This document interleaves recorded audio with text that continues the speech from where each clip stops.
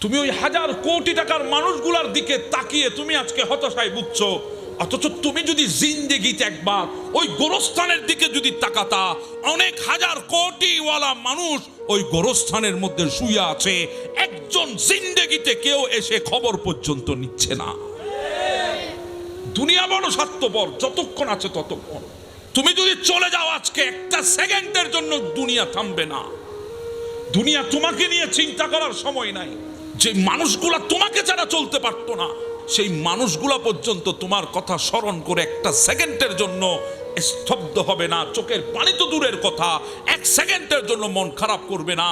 যেই মানুষটা তোমাকে না দেখে থাকতে পারতো না, ওই মানুষটা মৃত্যুর পরে তোমার কবরের পাশে এসে একটা ঘন্টাও কাটাবে না।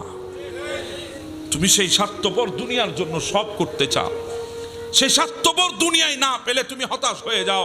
আরে বাবা, আমি তো বলি আমরা আখিরি নবীর উম্মত, আমাদের জন্য হতাশা কিসের? বিল্ডিং বিল্ডিং বাদ দেন, বাড়ি গাড়ি বাদ দেন, জিন্দেগি বাদ দেন, ইজ্জত সম্মান বাদ দেন, সব কুরবান করে দেন। একটা নিয়ামত আল্লাহ আমাদেরকে দিয়েছে, যেই নিয়ামত আদম থেকে ঈসা কোন নবীর উম্মতকে দেয় নাই। সেই নিয়ামত হচ্ছে আল্লাহ আমাদেরকে আখিরি নবীর উম্মত বানিয়েছে, আখিরি নবীর উম্মত।